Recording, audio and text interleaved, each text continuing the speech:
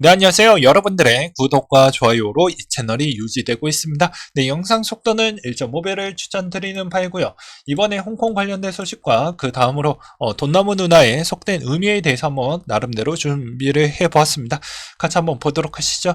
일단 홍콩에서 암호화폐 토큰을 거래할 수 있도록 할 계획을 계속 발표가 나와주고 있는데요. 6월 1일 기준점으로 해서 이제 본격적으로 이제 라이센스 제도를 다 허가 등록을 해서 오픈을 한다라고 나와져 있습니다.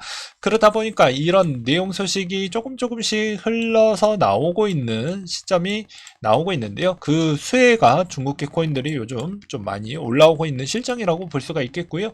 그 다음으로 또 홍콩 암호화폐 행보 배후에 중국 정부가 있다.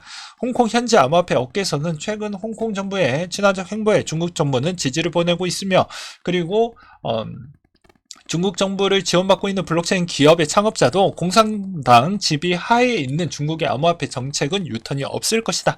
이런 이야기가 나오고 있는 실정입니다. 그리고 금융안정위원회라고 있는데요.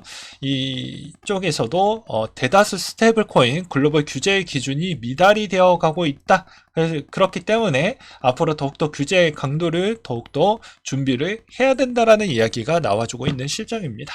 여기에서 이런 내용들을 좀 보면서 알 수 있는 부분은 당연히 기존의 FTX 사태로 인해서 믿을 만한 거래소가 별로 없었다. 그리고 스테이블 코인에 따른 위험 요소가 충분히 있었기 때문에 그런 걸 이번에 국가적 차원에서 어느 정도는 좀 제도권으로 가져가기 위한 2023년도라고 보는 게 맞을 것 같고요.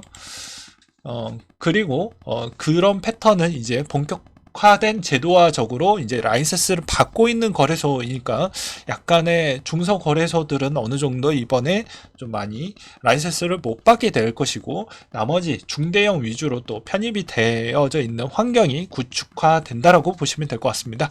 그리고 대부분 있는 지갑들, 개인 지갑들이 다시 거래소로 들어오는 시점이 몇 년도가 될 것이냐가 상당히 중요할 것 같고요. 또는 그게 아니다라고 해도 두 번째로는 기존에 있었던 이쪽 물량이 들어오지 않는다라고 해도 기관들이나 나머지 추가적으로 신규에 있는 투자자들이 들어온다고 하면 그게 어느 정도 코인의 시너지 효과를 충분히 낼 수 있는 기회적 창출로 보는 게 맞지 않을까 싶습니다. 또한 이번에 중국계 코인들이 좀 더 좋았던 이유는 내러티브가 온다라고 해서 관련 코인 8개가 요즘 이런 소식으로 인해서 좀 많이 올라왔다고 합니다. 대부분 뭐 파일코인, 네오, 뭐 비체인 정도만 간략하게 좀 설명을 하고 넘어가도록 할게요. 보게 되면 IPFS 스토리지를 인프라 섹터와 채굴자 중국에 이제 만들고, 그 다음에 또는 3월에 FVM이라는 스마트 컨트랙트를 도입해서 트랜잭션을 증가를 한 다음에 파일코인을 소각을 해서 아무래도 다시 코인이 상승하는 선순환 구도로 좀 만들었기 때문에 아무래도 더 많이 파일코인이 올라가지 않겠냐라는 내용이 또 있었고요. 네오는 이제 차이나 내러티브 블록체인이다. 비체인은 중국 팀의 오지 블록체인 네몽고 추적성 플랫폼 구축을 의뢰했다라는 내용이 또 있기도 했습니다. 그 다음에 클레이 상황인데요. 클레이 숏 챌린지 유행 중이고요. 홀더들도 숏을 치기 시작을 했고, 그럼에도 펀비는 양수이고 민팅 금액 클레이로 홀딩 중에 NFT 프로젝트 클레이 수백만 개 매도 예정 공지 발표를 할 것으로 보여진다고 합니다. 그 다음으로 마운트 곡스 최대 채권자 두 곳이 9월에 3만 비트코인을 받게 된다고 하는데요. 이것도 언락 사이트를 제가 저번에 보여드리기도 했었죠. 그렇기 때문에 아마 8월 정도 때부터는 아마 이 물량에 있는 이동이 어떻게 흘러갈 것이냐, 그리고 거래소에 있는 비중에서 이제 어떻게 흘러갈 것이냐, 이것도 좀 볼 필요성은 있을 것 같습니다. 그래서 아마 일본에 있는 거래소 비중이 어느 쪽으로 좀 흘러갈 것인지를 좀 확인을 해봐야 될 것 같고요. 그 다음으로 또 보게 되면 비트코인 네트워크의 해시레이트가 사상 최고치를 계속 보여주고 있다라는 긍정적인 내용이 좀 나와주고 있습니다. 아무래도 이것은 뭐 오디널 부분의 뭐 효과다 뭐 이런 이야기도 있기도 했고요. 그 다음에 이제 메타콩즈의 업데이트 내용인데요. 자, 이번에 어떤 자리를 좀 만들어 가지고 기존에 있었던 이슈 내용을 한번 1부에서 좀 정리를 했고요. 2부 내용이 상당히 중요하기 때문에 1부 내용은 그냥 저는 과거에 다뤘기 때문에 굳이 설명을 안 하고 넘어가도록 하겠습니다. 2부 내용은 메타 공주 이더리움의 폴리곤 BNB 체인에 동시에 존재하도록 지원을 하겠고, NFT 조각 투자의 기능과 라이센싱 비용 지불 과 해킹 방어에 우리는 최선을 다하겠다라는 이야기가 나왔습니다. 저는 오히려 이렇게 다채롭게 지원을 한다라는 것에 따른 부분은 상당히 높은 평가를 주고 있는 실정입니다. 그럼에도 불구하고도 저는 글쎄요, 이쪽 NFT 예술 쪽은 잘 모르겠어요. 저도. 그래서 각자 나름대로 전략적이게 좀 보시길 바라겠고요. 기본적인 툴은 그렇습니다. 이 투자 비중이 어느 쪽에서 제일 많이 덩어리가 들어왔냐가 중요하고요. 그리고 발행자가 다시 재매입하는 비중이 만약에 들어왔다고 하면 요거 작업에 있는 설계가 일부 들어갈 수 있다라는 것도 잘 포인트로 잡아 내셔야 됩니다. 그리고 기본값으로는 이더가 가격이 올라가면 같이 이런 것도 아무리 보잘거 없다라고 해도 가격이 같이 올라가는 구도이기 때문에 미리 이더가 가격 올라가기 전에 좀 더 이런 뭐 투자 쪽으로 좀 큰 덩어리 애들이 미리 많이 갖고 있는 걸 선침해 놓는 부분도 효과는 좋겠지만 위험성도 커지겠죠. 그 다음에 아크 돈 남은 누나에 따른 이야기를 좀 해보려고 하는데요. 이제 돈 남은 누나가 또 코인베이스 주식을 13만 개 정도 더 추가로 매입을 했다라고 합니다. 그는 이렇게 이야기를 했다라고 하는데요. 크라켄의 제재는 코인베이스를 더욱더 빛나게 보이는 부분이 될 것이고, 앞으로 크라켄과는 다르게 차별성이 있기 때문에 앞으로 코인베이스의 독보적인 행보가 보여질 것으로 보여진다 라는 이야기를 하고 있는 실정입니다. 근데 이걸로 알 수 있는 점은 아까 위에서도 설명을 드리기도 했지만, 올해 2023년도는 스테이블 코인에 따른 규제 강도와 그 다음에 거래소에 있는 규제 강도를 높이는 부분이기 때문에 문제는 있었던 거 싹 다 정리를 하고, 이제 정부가 개입을 해서 너희들을 어느 정도 선에서는 정리를 해주고 지켜줄게, 그 정도 대상이 안 되면 너희들은 다 퇴출시키겠어 라는 이제 기반적 여건으로 들어가는 구도라고 보시면 될 것 같습니다. 그렇다고 해도 이게 기간에 있는 물량이 직접적인 매수세로 들어올 수 있을 만한 비중이 커질 거냐, 그것까지는 좀 힘든 부분이다. 이제 막 1단계도 아닌 일단은 토지를 다지는 단계로 보시는 게 맞을 것 같습니다. 그래서 아크 누나는 그걸 보고 이제 더더더 이 시점에서 더 넘어가게 되면 코인베이스 주가가 더 많이 올라갈 것 같으니까 오히려 지금에 더 많이 사둬야 되겠다라는 부분이라고 볼 수가 있겠고요. 오히려 이런 측면은 비트코인을 더욱더 견고하게 만든다라고 볼 수가 있겠죠. 그리고 나머지 코인 시장도 계속해서 유효하다라고 볼 수가 있습니다. 그래서 공포적인 부분은 어느 정도 내려두신 다음에 좀 전망이 높거나 괜찮은 쪽으로 본인이 밀고자 하는 쪽으로 더욱더 힘을 더 가속화시키면서 가셔라. 그리고 여러분들이 돈을 투자했던 쪽은 그 누구도 믿지 마세요. 본인이 공부하고 본인이 계속해서 검증을 해야 됩니다. 이 사람이 언제든지 사기를 칠 수가 있기 때문이죠.